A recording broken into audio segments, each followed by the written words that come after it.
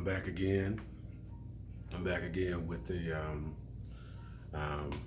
another word of encouragement. Hope you enjoyed the prayer and the words this morning that God had put in my heart.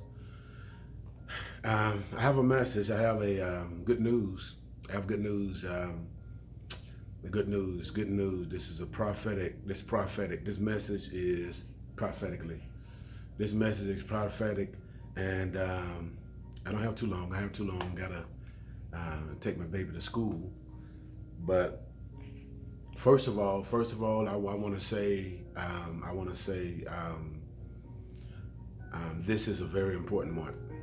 This is a very, very, very, very, very important one.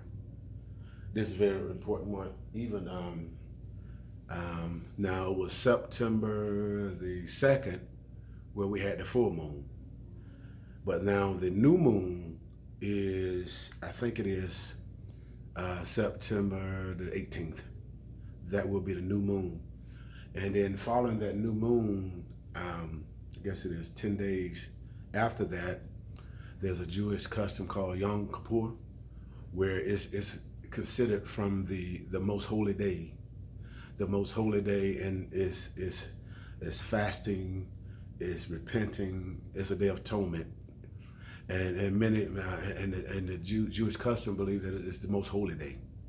The most holy day. And this year it's the 27th and the 28th that the Yom Kippur will be people will be observing in reverence to God, in reverence to Jesus, in reverence to the Holy One, in reverence to God. And also, first of all, get it out of your mind. Get it out of your mind of Jesus being born in Christmas, December. It's all pagan mess. It's not true.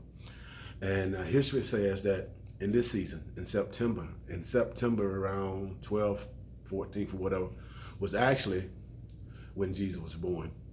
Because you remember the wise men that was going to see Jesus, Herod was told them to go see him and to come back and bring a report, but they had a dream and they went another way. That was during the time of the customs of what's going on right now. It's the customs of what's going on right now with Yom Kippur. So what I want to say to you is that in this particular month, this particular season, this particular month, there's a lot of deliverance that's taking place. There's a lot of soul searching. There's a lot of soul searching that's happening. People are coming to God. People are turning their hearts back to God. The spirit of Elijah, God says that unless I smite the earth with a curse, I send the spirit of Elijah to turn hearts back. And so in this hour, God is turning hearts back. There's coming a greater repentance. There's coming a greater repentance. There's so many of you that's turned away from God, and God's been speaking to you so loudly. He's been speaking to you. He's been speaking to your heart. He's been speaking to you when you're up. He's been speaking to you when you go to sleep. He's always speaking to you. He's always speaking to you. And he's saying, turn, come back, come back, come back. And when you begin to come back to God, when you begin to come back to God, the struggles that you've had, the struggles that you've been going through, you will understand, you will discover that those struggles are over. Your struggles are over. I'm talking to someone right now. What you're waiting on that job. You're waiting on that healing. You're waiting on that breakthrough. Well, it comes with obedience. Simply obedience. God's speaking to your heart. He's telling you to rend your heart and not your garment. The day that you hear my voice, heart, not your heart. He is speaking to you. He's speaking to you to turn. He's speaking to you to love. He's speaking to you to have a change of heart. He's speaking to you. God is speaking to you to let go. Let go, let go. Let go of the pain. Let go of all of the hurt. Let go of the revenge. Let go of all the things that you plan in your mind that you want to do because of the situation that you're in. Let go of it. Let go of it. Let go of it, and let God heal you. Let go and let God set you free. God want to set you free from the hands. God want to set you free from the hands of what's chasing you. God want to set you free from the hands of the thing that's trying to hold you, that's around your neck. See, some of you are being squeezed. Life is squeezing you.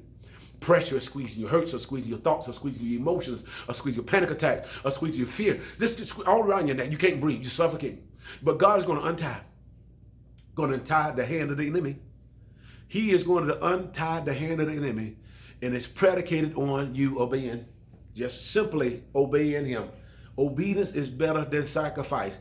This thing you'll need your hand for. This thing you ain't got to figure out. This thing you don't have to discover. You don't have to figure this one out. All you simply have to do is just say, God, I believe you.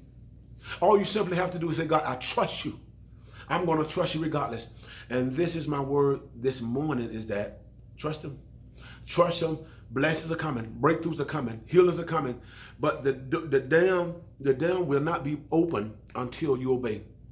The dam, see, because there's a crack in the dam for your blessings. There's a small crack. And the pressure is banging against that. The pressure is banging against that crack. But what will cause that crack to be released, what will cause that crack to open up, and where the floodgates will come in is your obedience. It's connected to your obedience. God says it's connected to your obedience. Your blessings are connected to your obedience. God says that if you walk upright before me, simply, if you walk upright before me, the afflictions that I laid upon the Egyptians, I will not lay them upon you, because I'm God that healeth. You need to know, you need to realize that he's God. And he's God all by himself. One Lord, one faith, one baptism. He swore in his own blood. He swore by his own name.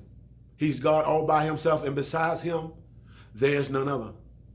He's the only one that can make things happen. He's the only one that can turn things around in your life, in your situation, in what you're hoping for. You're saying, I'm tired of waiting. Well, the reason why you've been waiting, God fixed it. So he chose the timetable of your wait. You need to know, and you need to realize that God chose the timetable of your wait. And oftentimes the timetable of your wait is predicated on you believing. If it hadn't come, if he hadn't spoken, then you don't believe yet. You don't believe completely yet. You like the man that had the son that had the condition. And he said, God, I believe, but help my unbelief. The place that I don't believe, the place that I can't see it, the place that I can't understand, the place that I can't figure it out. I just can't get this. I just don't get this one. I do not get this. I don't get this one. God showed it to me. That place.